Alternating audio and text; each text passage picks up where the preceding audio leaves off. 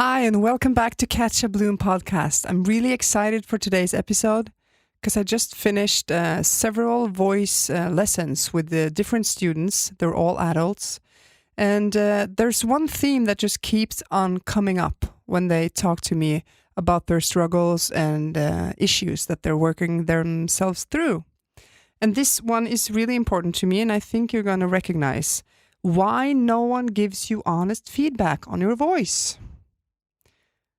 When you ask people around you in your closest environment, tell me what you really think. Was I off pitch? Just give me feedback. I'm going to discuss this today with you in today's episode. So keep on listening.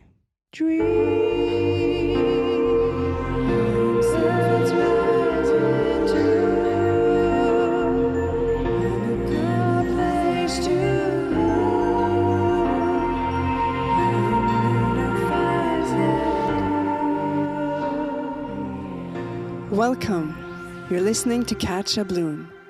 It's a space for conversations about life, voice, and becoming. Before we begin, let's arrive together. Breathe slowly in through your nose and let the breath fall gently out.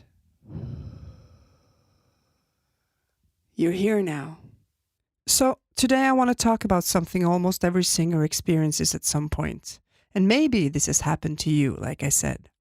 Because you sing for someone you trust, your partner, your friend, someone in your choir, or maybe in your band. And then you ask, what do you honestly think? And you get the answer, it's nice, you sound good, just keep going, it's fine. Something happens inside of you. You go like, I know that's not the truth. It's not the full truth.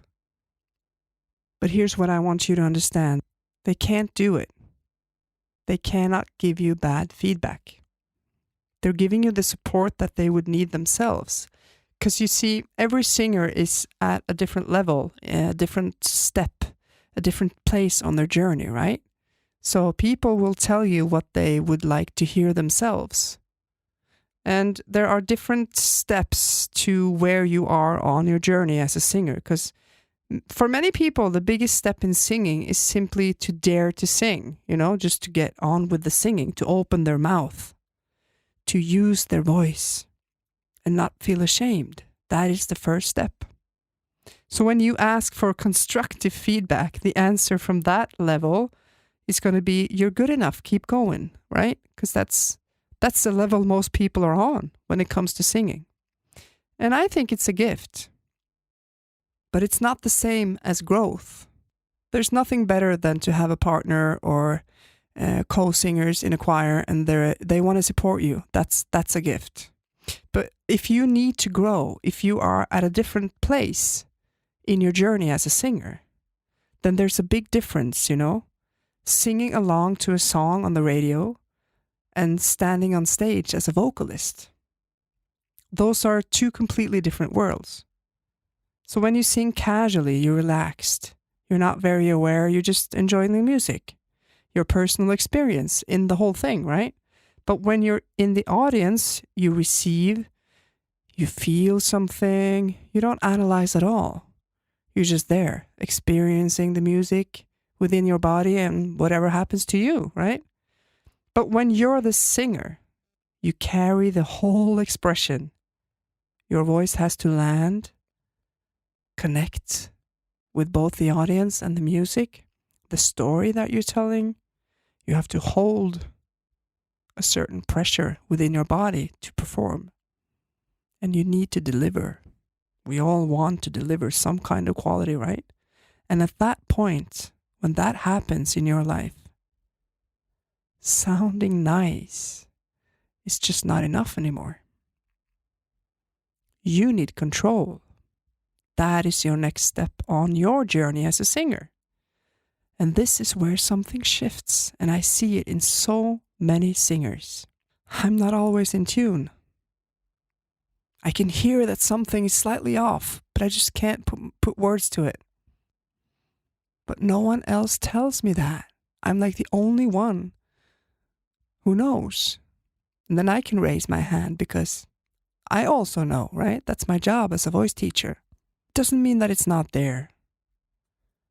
It just means that they don't hear it the way that you do. And most untrained ears don't hear those small details. It's not of their interest. It's not in their world. They just don't know about it. They only feel it if it becomes too much, right? If it's more than 50% of your performance is off pitch, or you're not actually in the tempo or not following the band or whatever, people will know. But the little details, it's not a part of their experience. If you're very off, if you're very tense, very uncomfortable, everybody knows. But a few slightly off notes, that's completely acceptable for most listeners. Let's say 3 or 4 notes during a song, people usually don't notice. But you can hear it. And that's not a problem. It's a breakthrough. Really, it is. Because you have stepped up as a singer. Your ear is developing, right? You're getting closer to your voice. You are ready to define. You're ready to define your instrument, to fine-tune a bit more. And this is where you need something different. Not just support, but precision. Because it's often not about having a bad voice or a good voice. It's about tension in the jaw, tension in the tongue, and tension in the throat. These are all connected. The throat is very elastic, flexible, right? But the tongue is connected to your larynx, for instance. It's small things like this, but it's crucial things. And to be honest, it's not something you can expect your friends, family, or co-singers or partner to explain to you. It's not their role. Their role is to support you, to say, I like it, it sounds good, keep going. And that really matters. But if you want to grow, you need someone who can hear what you hear and help you understand it, right? And that's what I do. I listen. I put words to what's happening. And I give you the tools so you can actually improve. That is my job as a voice teacher, a vocal coach. I work both on your technique, on your understanding of the muscles and how your body work, and I also work on your performance art, how you master to present music on stage, right? So if you recognize yourself in this, if you feel supported but not guided, then nothing is wrong with you. You're just simply ready for the next level. That is today's message to you. I think it's a beautiful place to be. Thank you for listening, and remember, your voice is safe here. From me to you, a kiss on the cheek. Have a great day, and I'll see you in the next episode. Bye-bye.